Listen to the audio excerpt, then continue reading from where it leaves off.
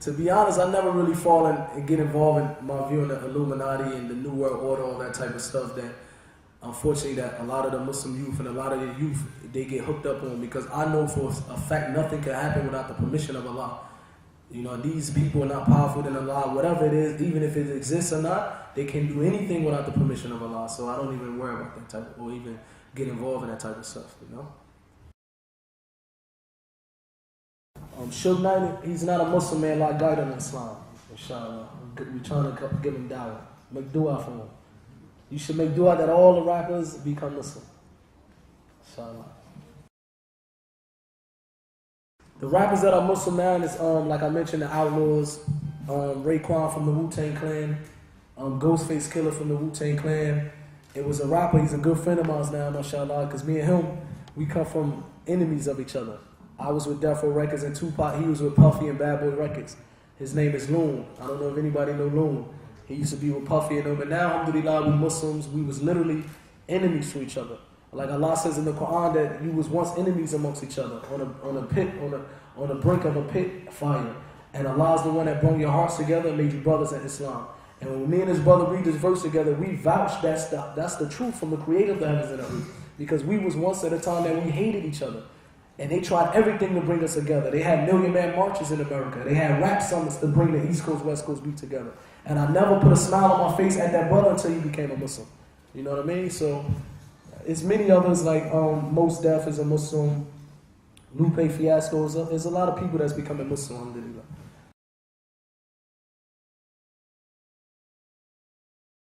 The Muslims in America, alhamdulillah, Muslims have it good in America. You can go to certain places, huh? No, because most of the Muslims in America, alhamdulillah, you can go to certain places in America and the non-Muslims are very comfortable because the people know the religion of Islam and the people practice the religion of Islam. They don't call it to terrorists because Islam is not a religion of terrorists. You know what I mean? So the people in America, you go to certain places in America that the media, I'm surprised why America don't talk about this yet, you will feel you in the Middle East. You will feel you in a Muslim country. Some of the brothers might have been to Philadelphia, for example. It will remind you of Birmingham. But Birmingham, mashallah, you have a majority of Muslims that come from Muslim countries. But if you go to Philadelphia, you will see Muslims that converted to the religion of Islam.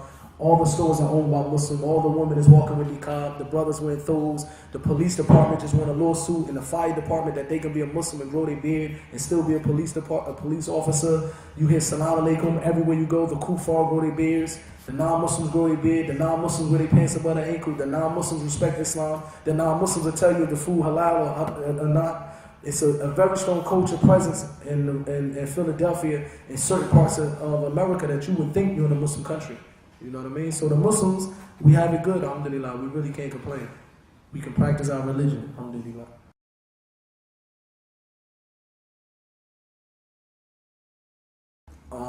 Of course I still get angry because I'm a human being. You know what I mean? And, but alhamdulillah, the way that I deal with my anger right now is definitely not the way I would have done it in the past.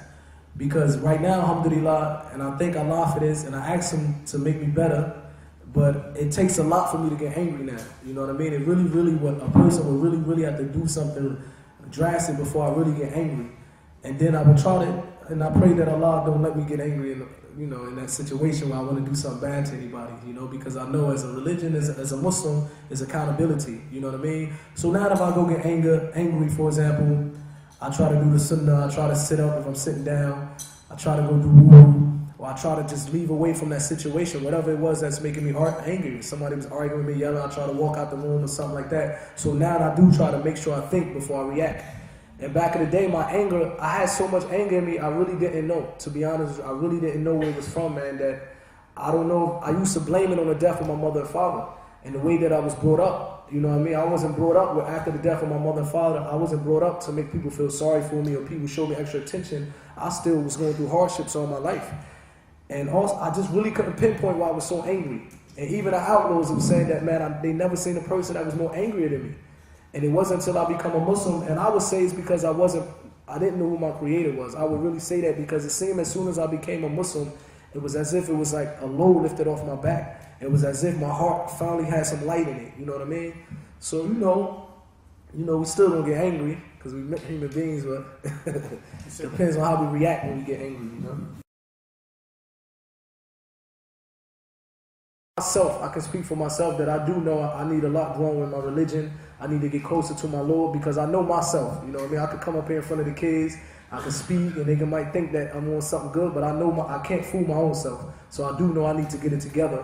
And inshallah, I want to take this opportunity of Ramadan to get closer to my Lord, learn the Arabic language. I told myself, inshallah, with the permission of Allah, that I want to be able to read the Quran proficiently, inshallah. You know what I mean? So I want to at least walk away from Ramadan better Muslim than I was previously, and I think we all should do that. I think we should use this to get closer to Allah, and we should understand that by us being able to live to Ramadan, we should take advantage of it because it's a mercy from Allah that He allowed us to even fast during Ramadan. Many people cannot fast, so I think that the Muslim youth, let's use this opportunity that when we walk out of Ramadan, we different in a better way than we was before we enter Ramadan, inshallah. I became Muslim 8 years ago.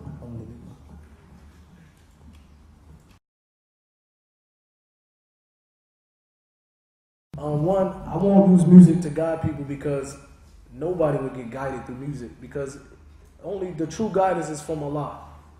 And the way we call somebody to Islam, of course, we learn our religion, but we cannot introduce something in the way of calling people to Islam. You know what I mean? So trying to call a person to Islam through music would be something that's not approved by Allah. We don't have no permission from Allah to do this. In fact, the Prophet Muhammad sallallahu alaihi wasallam, he told us to stay away from that. And also in the Quran, in Surah Luqman, ayah 5, I think, or ayah 6, Allah mentions this. And He used the word lado hadith, which means musical instruments. And He said that the shaitan will use that to try to guide people away from Allah.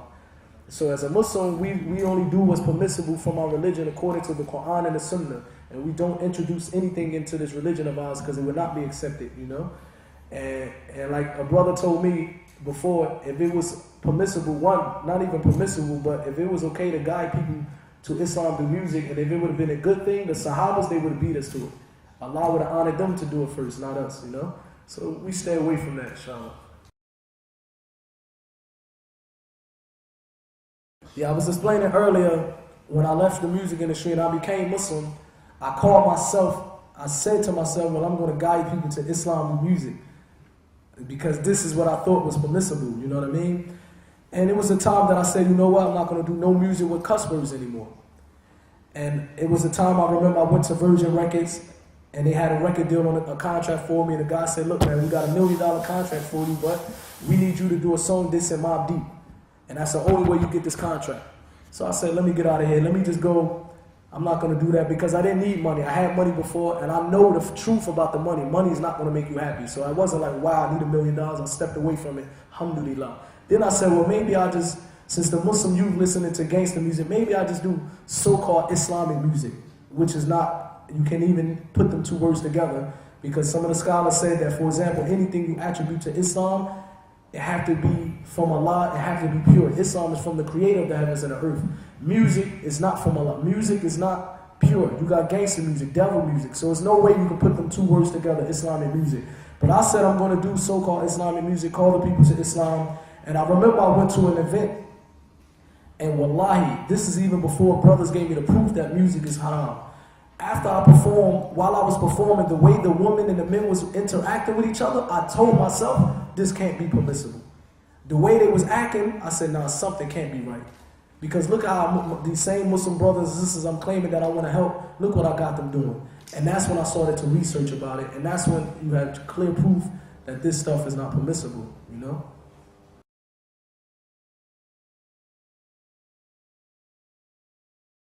Because the first time that I read the Quran, it was in the English translation. And when I started reading it, I knew that a man cannot come up with these words. Because I was around people like Tupac, who's a poet. And Tupac, when it comes to writing, no doubt about it, he's a genius. He could put some words together. But when I read the Quran, I said, no way in the world a man could even think this way. And I knew right there that this was from the creator of the heavens and the earth. And that's why I asked if there's any non-Muslims in here, man, that you should really, before you judge the religion of Islam from the Muslims, you should really take your time out, try to read the translation of the Quran, try to read the biography of the Prophet Muhammad. It's not going to hurt nobody. It's not going to kill you. The only thing that you can at least say you walked away with from, if you don't accept this religion, is at least you have more understanding of this religion. And at least you will have some, you definitely will walk away with some respect for this religion. So the first time I read the Quran,